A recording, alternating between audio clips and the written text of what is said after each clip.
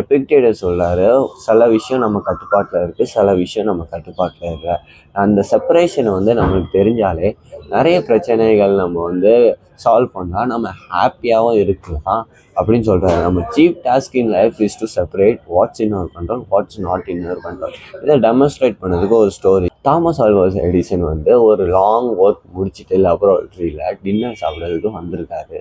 அப்போ வந்து ஒருத்தன் வந்து அவர் சாப்பிட்டுட்டு இருக்கும்போது ஒருத்தன் ஓடி வந்து இந்த மாதிரி தீ பிடிச்சி எரியுது நம்ம ஃபேக்ட்ரின்னு சொல்கிறான். இவர் வந்து டக்குன்னு ஓடி போய் பார்க்குறாரு.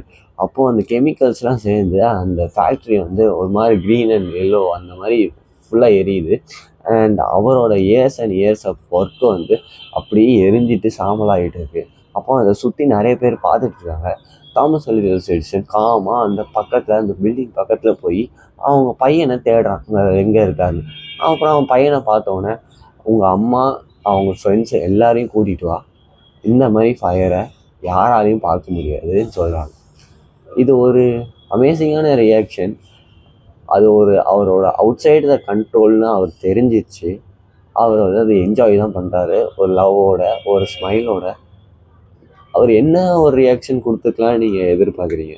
அவர் மேபி அழுதுருக்கலாம், மேபி ஒரு சோகமாக கத்தியிருக்கலாம், மேபி எனக்கு மட்டும் ஏன் இப்படிலாம் நடக்குது மேபி கத்தியிருக்கலாம். அப்போது அதெல்லாம் அந்த ரியாக்ஷன் எதா பண்ணாலும் ஏதாவது கிடைக்க போதா? இன்னும் நீங்கள் திங்க் பண்ணி பார்த்தீங்கன்னா அதுதான் அமேசிங்கான ரியாக்ஷன். அவர் அவுட் சைட் த கண்ட்ரோல்னு தெரிஞ்சவனே அவர் வந்து என்ன பண்ணிட்டாரு, ஒரு ஸ்மைலோட இந்த மாதிரி ஒரு ஃபயரை யாராலையுமே பார்க்க முடியாது, உங்கள் அம்மா அவங்க ஃப்ரெண்ட்ஸ் எல்லாம் கூட்டிகிட்டு வாங்க. யா வாட் எவர் நம்ம ப்ரொஃபஷனில் ஏதோ ஒன்று பண்ணிகிட்டு இருக்கும்போது நம்மளுக்கு செட்பேக்ஸ் கண்டிப்பாக வரப்போகுது. அதை நம்ம ஓவர் கம் பண்ணி நம்ம வந்தால் தான் அது வந்து ஒரு குட் அண்ட் பேட் பார்ட்ஸுன்னு நம்ம லவ் பண்ணால் தான் அது ஒரு ப்ராசஸ் பண்ண முடியும். எது நம்ம கண்ட்ரோலில் இருக்குது, எது நம்ம கண்ட்ரோலில் இல்லைன்னு கண்டிப்பாக தெரியணும். ஒரே வாரத்தில் அந்த ஃபேக்ட்ரி கொஞ்சம் கொஞ்சமாக ஒர்க் ஆரம்பிச்சு, ஒரே மாதத்தில் அந்த எம்ப்ளாயீஸ்லாம் ஒர்க் பண்ண ஆரம்பிச்சிட்டாங்க. நிறைய புது ப்ராஜெக்ட்ஸை கொண்டு வராங்க. இந்த உலகத்தை பார்க்காத முடியாத அளவுக்கு இந்த ப்ராஜெக்ட்ஸ் எல்லாம் தாமஸ் ஆல்வா எடிசன் அதுக்கப்புறம் கொண்டு வராரு. அவர் இன்டர்வியூ கொடுக்குறாரு. நான் வந்து இந்த மாதிரி ஸ்ட்ராட்டஜிஸ்லாம் நடக்கும் போது தான் நம்ம வந்து போர் ஆக மாட்டோம் வாழ்க்கையில். நான் வந்து இந்த மாதிரி நிறைய பார்த்துட்டேன். இந்த மாதிரிலாம் நடக்கும் போது தான் நம்ம வாழ்க்கையே போர் அடிக்காது. அதனால் பரவாயில்ல, நாங்கள் இதை சரி பண்ணிடுவோம்னு சொல்கிறாங்க. அதே மாதிரி பயங்கரமாக ஒரு செட்பேக் வந்து ஒரு கம்பேக் கொடுத்துருக்காரு. இப்போ வந்து நம்ம ஒரு விஷயம் வந்து ஒரு அவுட் சைடு த கண்ட்ரோல்னு தெரிஞ்சிருச்சோ நம்ம வந்து என்ன கொடுக்க முடியும்னா ஒரு ஸ்மைல் தான் கொடுக்க முடியும். ஏன்னா எப்போவுமே அந்த லவ் ஆஃப் ஃபேட்டுன்னு சொல்லுவாங்க, விதியை வந்து லவ் பண்ணுறது. அதே மாதிரி தான் தாமஸ் ஆல்வா எடிசன் பண்ணியிருக்காங்க.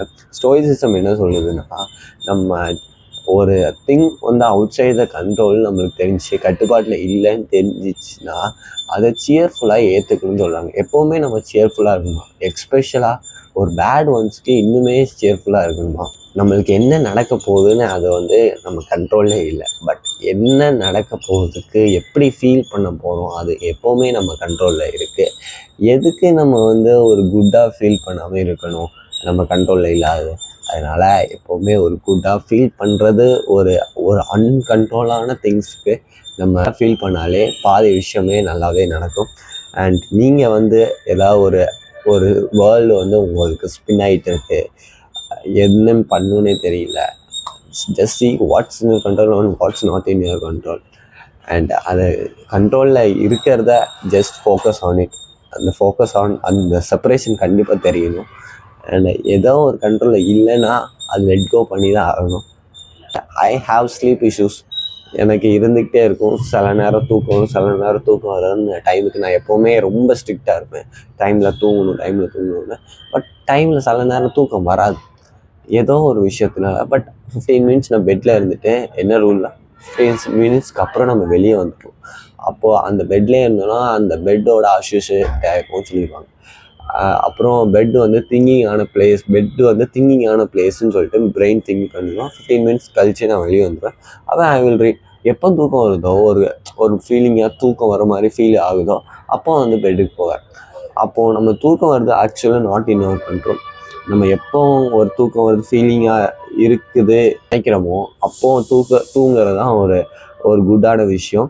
நான் நேற்று இப்படி தான் நடந்துச்சு. எனக்கு தூக்கம் வரல அந்த டைமுக்கு. பட் நான் வந்து திரும்பியும் போய் பெட்டில் போய் படித்தேன் கொஞ்ச நேரம். படித்ததுக்கப்புறம் கொஞ்சம் ஃபீலிங் ஸ்லீப்பி ஆச்சு. அப்போ தான் தூங்கினேன். பட் அதுக்கப்புறமும் நைட் எந்திச்சிட்டே இருந்தேன். ஏனே தெரியல. ஒரு 90 மினிட்ஸ் நேப், அந்த 90 மினிட்ஸ் சைக்கிளுக்கு அப்புறம் எப்போவுமே எந்திப்போம்னு நினைக்கிறேன். ஆனால் நான் எந்திச்சிக்கிட்டே இருந்தேன். பட் அது எதுவுமே நம்ம கண்ட்ரோலில் இல்லை.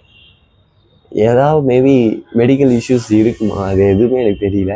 அண்ட் எங்கள் ரூமில் நான் நைட்டு தூங்கும் போது திடீர்னு சத்தம் போட்டுடுறேன். ஏன்னு தெரில.